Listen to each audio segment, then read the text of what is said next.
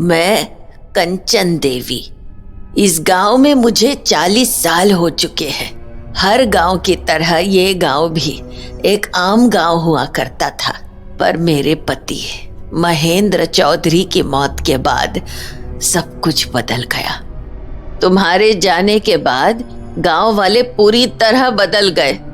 आधे से ज्यादा तो बिक गए और अब बाकी बच्चे लोगों ने भी उम्मीद छोड़ दी है। उन्हें इस बात का यकीन हो चुका है कि कुछ ही दिनों में हमारा गांव हमसे छिन जाएगा। पर गांव वालों का क्या है, ये तो कुछ भी सोचते हैं। इन्हें तो ये भी लगता है कि तुम अब कभी लौट के नहीं आ सकते। पर बहुत जल्द ये जान जाएंगे कि मरे हुए इंसान को इंसानी दुनिया में कैसे लाया जाता है। मैं करूंगी तुम्हें जिंदा। तुम सुन रहे हो ना? ओह, मैं तो भूल ही गई कि तुम सुन ही नहीं सकते। खैर, आज शाम आ रही हूं तुमसे मिलने, उसी बगीचे में। ये वही बगीचा था जहां मेरे पति की मौत हुई थी। हालांकि इस गांव के लोग उस बगीचे को शापित मानते हैं। वो कहते हैं कि ये बगीचा उन्हें अपनी तरफ खींचता है। पर मुझे सबसे ज्यादा सुकून उस बगीचे में ही मिलता था। मैं घर से बाहर निकली ही थी कि मुझे बगीचे वाले रास्ते से मेरी बेटी अनु और मेरा नाती कुंदन आते हुए दिखे। मैंने सोचा, ऐसे तो उस बगीचे की तरफ कोई भी नहीं जाता, तो फिर ये दोनों कहां से आ रहे हैं? जैसे ही वो मेरे करीब आए, मैंने उनसे पूछा, तुम दोनों कहां से आ रहे हो? वो नानी, बगीचे के पीछे से। बगीचा? तू कब से बगीचे के पास जाने लगा? नानी पास नहीं, पीछे। वो वहां मैदान है ना, तो मैं वहीं खेल रहा था। और ये तेरी मासी, ये तेरे साथ क्या कर रही है? मैं भी बगीचे के पीछे ही गई थी कुंदन के साथ। वो आज काम से जल्दी आ गई थी तो बाहर घूमने चली गई। ठीक है, जाओ फिर घर जाओ, वैसे भी रात होने वाली है। तुम कहाँ जा रही हो? घूम कर आती हूँ। घूमने? पर कहाँ? पूरा गांव है घूमने के लिए, कहीं भी घूम लूंगी। तू घर जा। चल कुंदन। उसके बाद अन्नू और कुंदन घर चले गए। पर मैं ये सोच रही थी कि कहीं उन्हें उस राज के बारे में तो पता नहीं चल गया जो बस मेरे और मेरे पति के बीच में था। कुछ ही देर बाद मैं बगीचे के अंदर वाली झोपड़ी में पहुंच गई और अंदर पहुंचते ही मुझे उनकी आवाज आई। आ गई तू? हाँ। तू जो कुछ भी कर रही है, तुझे लगता है ये ठीक है? किसके लिए? गांव वालों के लिए। और किसके लिए? क्या उनके साथ ही सब करना ठीक है? हाँ, उनका फायदा ही है इसमें। कैसा फायदा कंचन? मेरे यहाँ होने का कर्ज गांव वाले चुका रहे हैं। तुम रहोगे तो गांव रहेगा, वरना कुछ भी नहीं बचेगा। पर इसका मतलब ये तो नहीं कि तुम गांव वालों के खून से खेलती रहो। भूलो मत कि तुम अब इंसान नहीं हो, एक आत्मा हो। और तुम्हें इस इंसानी दुनिया से जोड़े रखने के लिए मुझे हर अमावस को इंसानी खून की जरूरत पड़ती है। मैं वही कर रही हूँ जो जरूरी है। अच्छा, तो ऐसी क्या जरूरत आन पड़ी थी कि तुमने मास्टर जी तक को इन सब में फंसा लिया? मास्टर जी मेरे दोस्त थे, मेरे करीबी थे, पर तुमने उनका भी वही हश्र किया जो बाकी गांव वालों का। भूलो मत कि तुम्हारी आत्मा को आवाज मास्टर जी के कारण ही मिली है। पर वो मेरे दोस्त थे। वो सिर्फ तुम्हारे दोस्त नहीं थे, वो हमारे पूरे परिवार के भी बहुत करीबी थे। हाँ, और इसलिए तुमने अब परिवार वालों को भी इसमें घसीटना शुरू कर दिया है।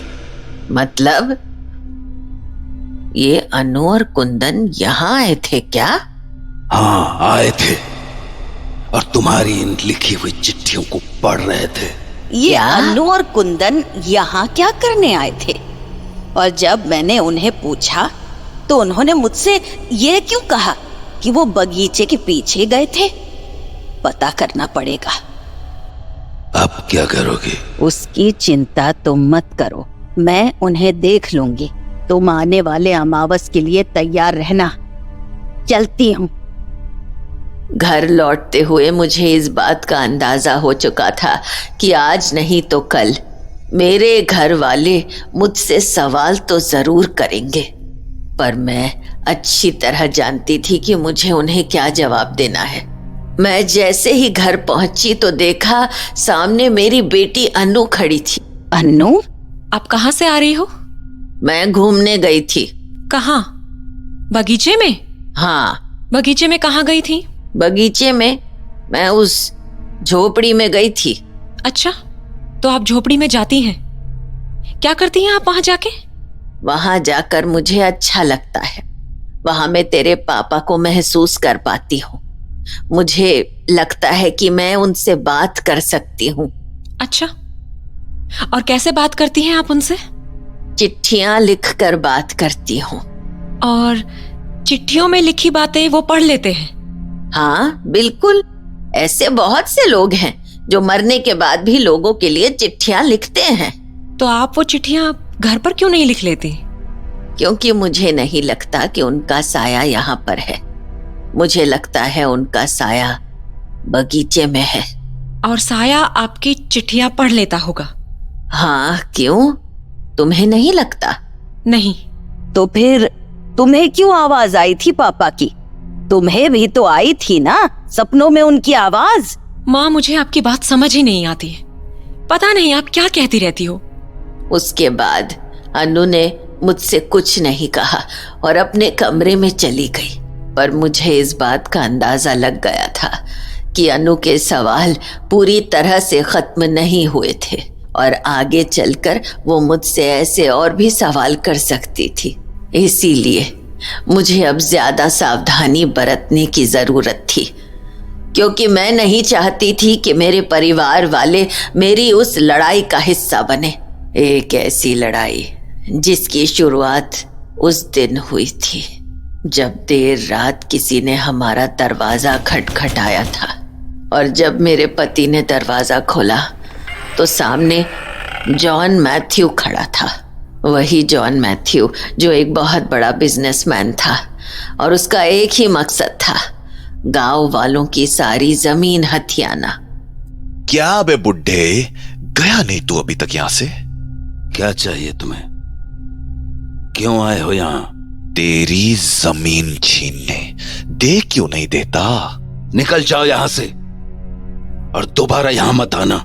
ए बुड्ढे, जुबान संभाल के बात कर, वरना वो हाल करूंगा कि बोलने लायक नहीं बचेगा, समझा? तुझे जो करना है कर, पर मैं अपनी जमीन और ये गांव छोड़ के कहीं नहीं जाऊंगा। गांव? कौन सा गांव? अरे कैसा गांव? नजर घुमा के देख चौधरी, आधे से ज्यादा गांव खाली हो चुका है, बिक चुके हैं लोग, और जो रह गए हैं उन्हें भी जल्दी खरीद लूंगा मैं। फिर ना तो बचेंगे लोग और ना तेरा गांव। जब पूरे गांव की जमीन हड़प ही लोगे तो आखिर मेरी जमीन लेकर क्या करोगे? पूरा का पूरा गांव चाहिए मुझे चौधरी, कुछ नहीं छोड़ूंगा। गांव की एक भी जमीन नहीं, समझा? क्या करना है तुझे पूरे गांव का? क्या चाहता है तू? कुछ ऐसा जो तुम सोच भी नहीं सकते, कुछ इतना बड़ा जो तुमने अपने सपने में भी नहीं सोचा होगा। इसीलिए बेहतर यही होगा कि अपना बोरिया बिस्तरा बांधो और निकल जाओ यहां से, समझ गए? मैंने कहा ना, मैं अपना घर और ये गांव कभी नहीं छोड़ूंगा। फिर तो तुझे धक्के मार के निकाल कर तेरी जमीन को हाथी आना होगा। मेरे होते हुए तू ये कभी नहीं कर सकता। और जो तुम ना हुए तो तब क्या होगा? तुम्हारे बाद बस 2 बेटियां ही रह जाएंगी। कहीं उनके साथ कुछ हो गया तो? बेटियों को बीच में मत ला। तो अपने बुढ़े को समझाती क्यों नहीं कि इस उम्र में ये अकड़ किसी काम नहीं आएगी। वक्त रहते निकल जा इस गांव से, वरना चलता हूं।